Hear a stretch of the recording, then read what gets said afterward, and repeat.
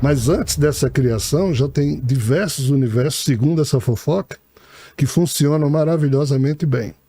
Isso aqui é um tipo de multiverso. Tá. Só que a ciência humana criou novas interpretações e eu vou chegar onde você colocou. Quando a gente fala que, segundo as mitologias, tá, existem outros universos, não é a esse tipo de situação que a gente está se referindo. Não. Como seria isso? Vou chegar lá. Vamos lá.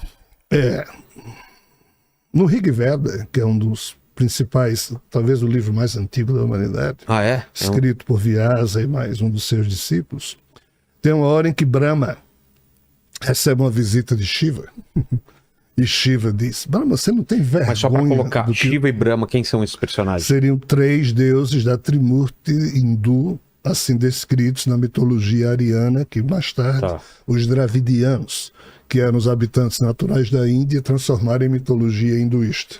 Brahma, Shiva, Vishnu e Shiva. Todas as mitologias antigas têm uma trindade, as mais importantes.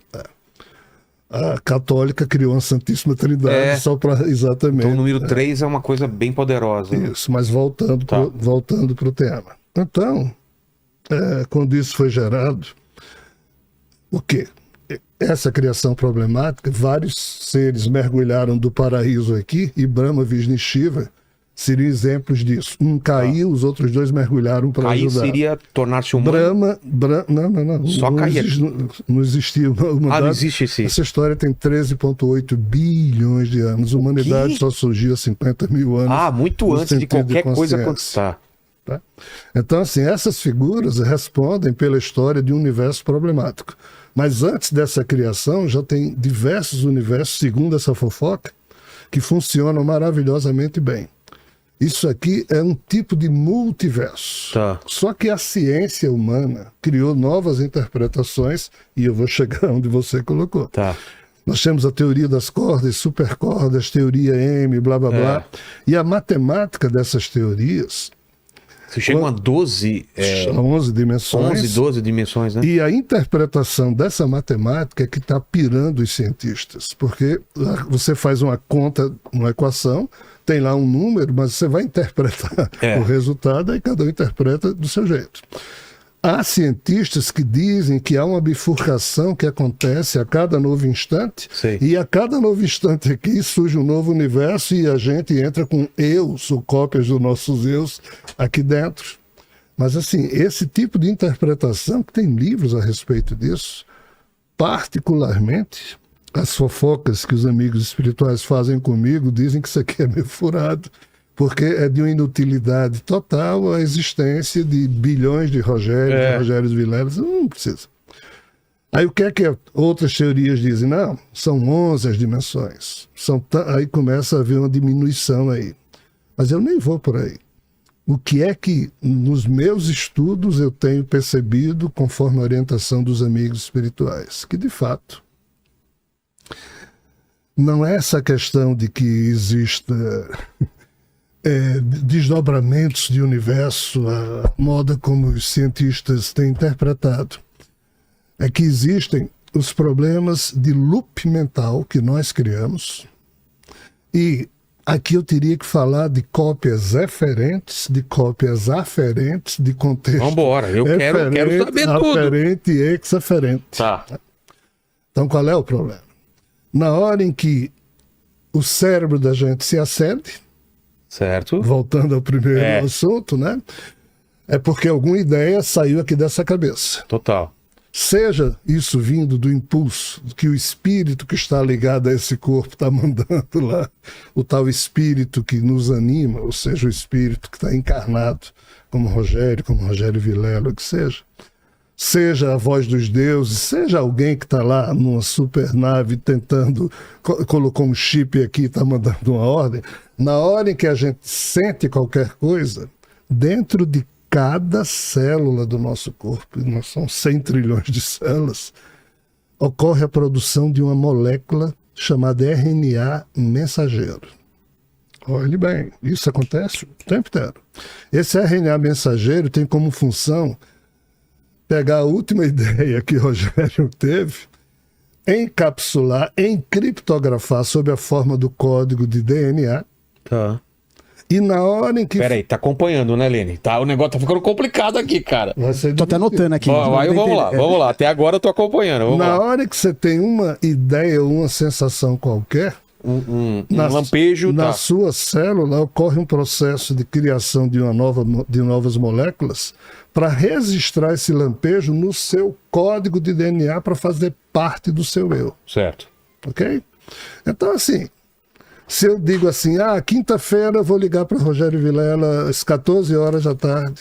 Na hora em que eu penso isso, por mais pitoresco, fugidio ou pouco importante que seja, os RNAs já registraram. Ficou impresso em mim. Surge cópia eferente da ideia que eu tive de ligar para Rogério quinta-feira às 14 horas. Se eu pegar um papel e escrever na minha agenda, vou ligar para Rogério, né? Essa cópia eferente fica mais forte. E acredite, quinta-feira, às 14 horas, as cópias referentes que eu criei relativa à ligação que eu vou fazer para Rogério vão estar lá dentro do meu organismo. E quando você liga? Aguardando. Aí quando eu ligo, eu crio cópias aferentes do que eu estou fazendo, que as informações que as cópias referentes guardaram serão comparadas com o que eu estou fazendo. Se eu finalizei aquilo ali, ambas as moléculas se desfazem, aquilo não tem maior importância e o registro está feito. Eu pensei em ligar para o Rogério, liguei, concluí.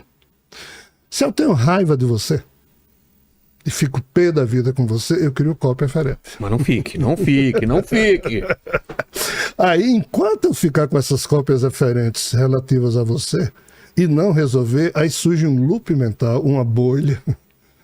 Um pensamento intrusivo seria ou não? Não, o pior é que não é. Não. É algo que puxa cópias dos nossos corpos manásicos, corpo mental. Aí peraí, aí você tá. Aí eu já tô vendo. O que é corpo manásico? Aí eu teria que dar outra. Não, mas mais ou menos, é só uma coisa para entender o que. O espírito da gente, Krishna explica num livro chamado Uttara Gita, que é a última canção, é a última conversa no Mahabharata. No Bhagavad Gita, Krishna e Arjuna conversam jovens antes da guerra de Kurukshetra. No Uttara Gita, que é uma outra canção do Senhor, os dois conversam já idosos, e nesse livro aqui, Krishna explica a Arjuna que o ser humano, ou ser híbrido humano, ele tem uma constituição setenária, são 7 corpos. Este corpo e mais 6. Este corpo e mais 3 fantasminhas dele criam o chamado quaternário inferior. Na hora em que papai e mamãe transam, o óvulo foi fecundado pelo espermatozoide e surge o zigoto desse corpo.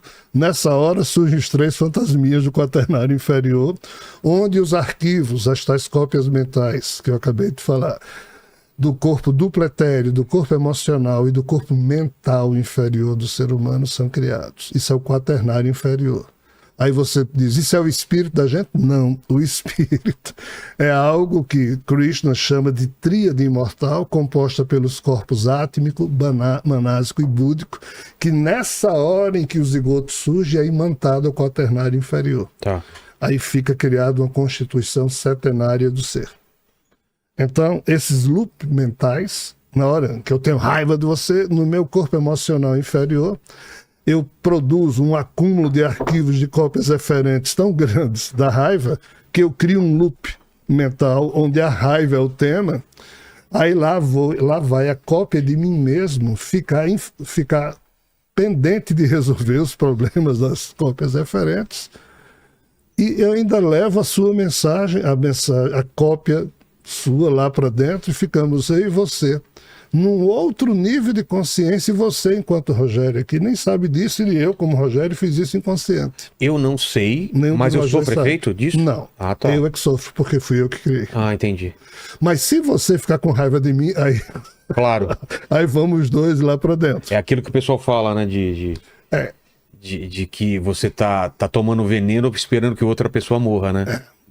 Divaldo Franco e Joana de Ângeles dizem com muita propriedade: o mal que me faz mal não é aquele mal que alguém possa me fazer, mas sim o que eu possa desejar a alguém, porque isso me faz uma pessoa má. Sou eu que estou vibrando. Perfeito. Então, o loop mental de problemas mal resolvidos que são criados a cada instante da vida, esses compõem um universo paralelo de realidades simultâneas, e sim, nós estamos emitidos lá dentro. Só que quando a gente está aqui acordado, o foco da nossa consciência está aqui.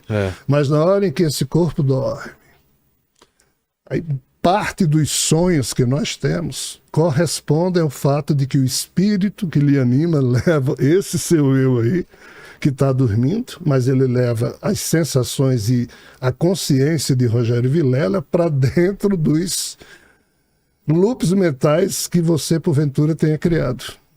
Então, todos nós, quando sonhamos, tem dois aspectos no sonho.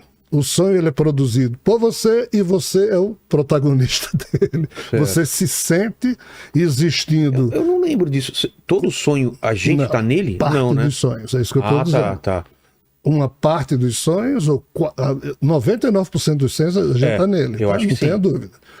Tem outra parte dos sonhos que são nosso espírito vivencia na espiritualidade e isso é transferido para o nosso eu e a gente sonha também com isso. E tem uma parte muito modesta aqui que eu teria que explicar questões transcendentais, eu não vou, senão a gente vai desfocar aqui, tá certo? Então, voltando.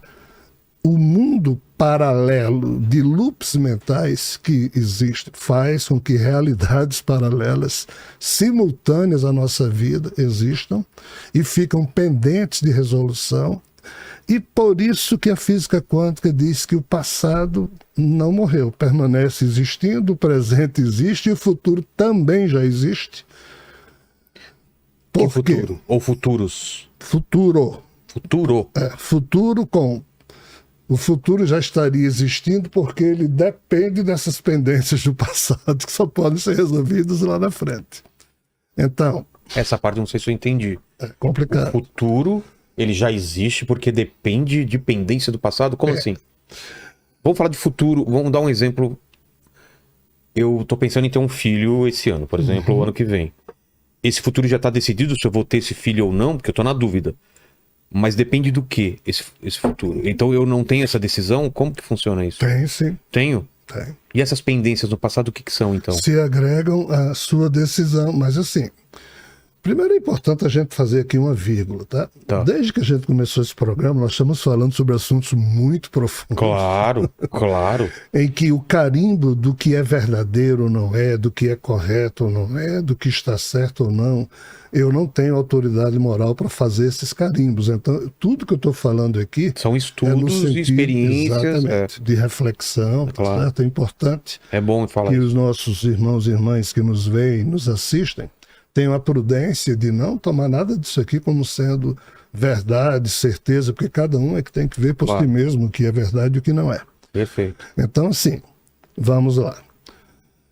Existe algo na mitologia nórdica que diz que um ser chamado Orlog, lá atrás, bilhões de anos atrás, dentro dessa criação indevida, criou algo chamado Wyrd, W-Y-R-D, que seria uma teia quântica.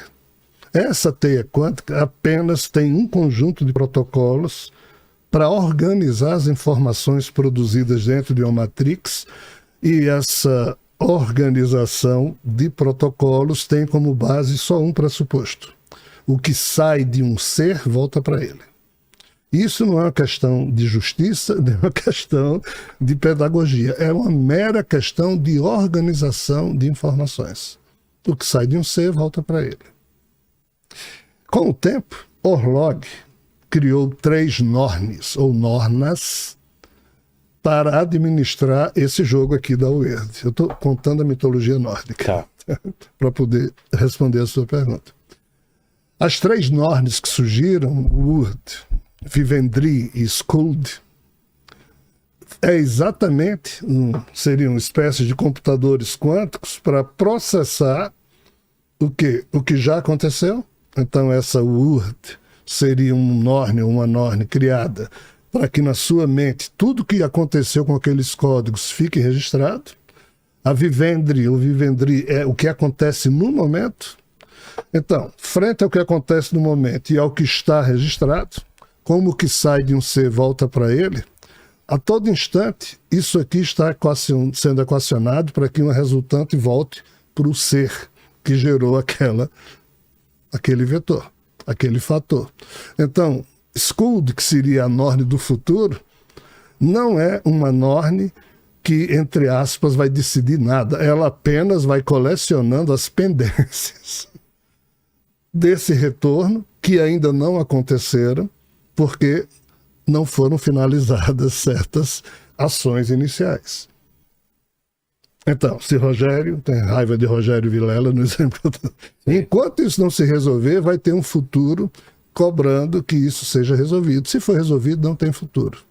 Tá. Então, parte do futuro estaria já pré-determinado pela necessidade das pendências das cópias eferentes produzidas pelas mentes dos seres.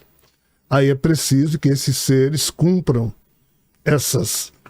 a finalização dessas cópias eferentes, e na hora em que fazem, produzem cópias aferentes, e se isso zerar isso, está tudo bem. Eu decidi ter um filho. Será que isso já está plenamente definido? Não.